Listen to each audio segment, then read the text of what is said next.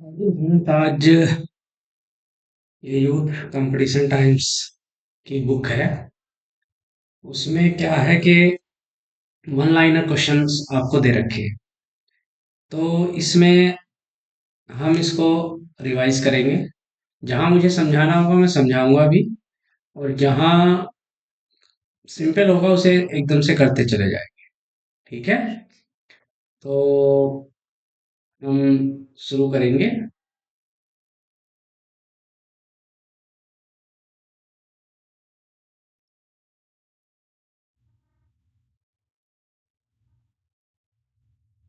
चलिए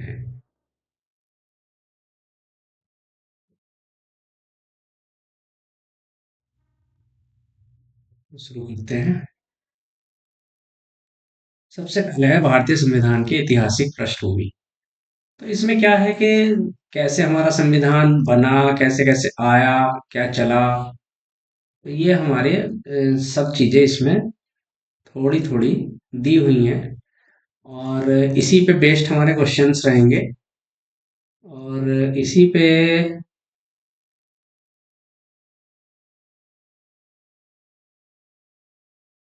तो देखिए, फ्लो चार्ट बना हुआ है। भारत में संवैधानिक विकास क्या हुआ कि सबसे ज्यादा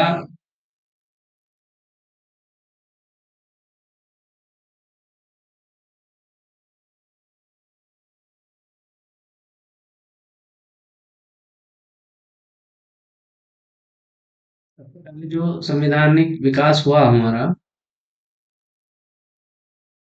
क्या हुआ, पहला रेगुलेटिंग एक्ट था 1773। उसके बाद पिट्स इंडिया एक्ट आया 1784।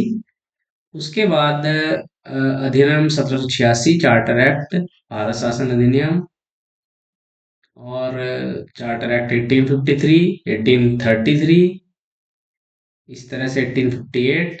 तो ये जो हमारा रेगुलेटिंग एक्ट 1773 से है 1853 तक, ये हमारा है ईस्ट इंडिया कंपनी के अंदर आए हुए चार्टर।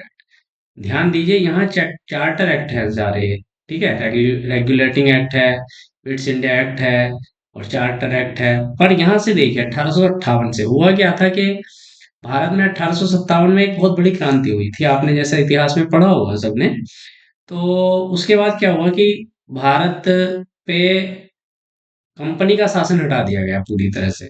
इसमें हर एक एक्ट में है कि किसी में कुछ है छोटा छोटा। तो ये मैं एक कभी जब डिटेल में पढ़ाऊंगा तो उसको बताऊंगा। अभी इसे पे की रिवीजन सीरीज है, और इसको हम एक क्विकली रिवीजन करेंगे। तो मैं थोड़ा थोड़ा फिर भी बताता जाऊंगा कि 1853 तक आते आते कंपनी के सारे अधिकार खत्म कर दिए गए, और सारा सब कुछ कहाँ ले लिया गया 1858 में, क्राउन के अंदर। क्राउन मतलब जो इंग्लैंड में शासन था रानी का, उसके अंदर सारा सब कुछ आ गया, मतलब सब कुछ कंट्रोल क्राउन का हो गया।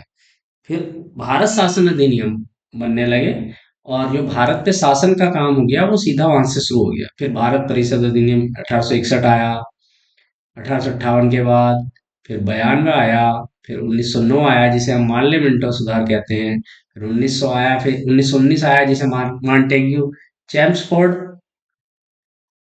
कहते हैं, और भारत शासन अधिनियम 1945 जो हमारा एक की वर्जन रहा है 1935।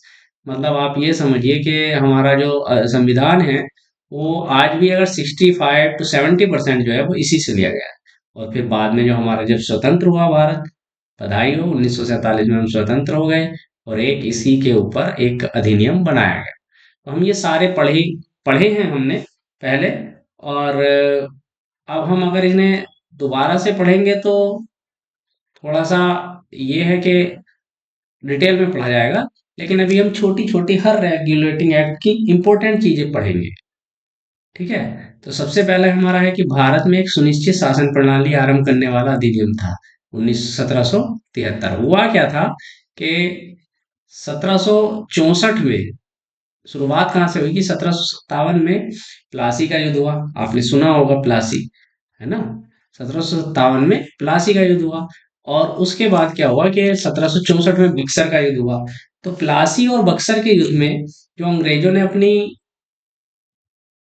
जीत दर्ज की, उससे ये क्लियर हो गया कि भारत में अंग्रेजों के खिलाफ अभी कोई लड़ने वाला नहीं है।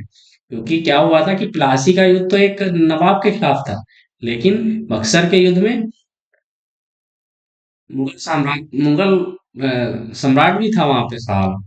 तो और इलाहाबाद के सूबेदार, मतलब कई चीजें, कई सेनाओं को अंग्रेजों ने हरा दिया था, वो सब आपने इतिहास में अच्छे से पढ़ा होगा। तो उसके बाद क्या हुआ कि कंपनी ने अपना शासन शुरू कर दिया। शासन शुरू कर दिया मतलब वहां से रेगुलेटिंग एक्ट छप के आने लगे ईस्ट इंडिया कंपनी के, इंग्लैंड से, और यहाँ चलने लगे। तो किस वर्ष आया सबसे पहला एक्ट? आया 1773 का। और ये लागू कब हुआ? 1774 में। ठीक है। इसमें क्या किया गया सबसे पहले कि तीन प्रेसिडेंसी थी हमारी, कौन सी? बंगाल, मद्रास, मुंबई। बंगाल, मद्रास, मुंबई। तो तीनों प्रेसिडेंसियों में 1773 के एक्ट में क्या किया कि बंगाल प्रेसिडेंसी को, किसको? बंगाल प्रेसिडेंसी को सबसे ज्यादा सुपीरियर कर दिया गया। मद्रास और बंबई को उसके अंदर, मतलब उनके कंट्रोल में डाल दिया। और क्या हुआ कि जो बंगाल का गवर्नर था, कौन था?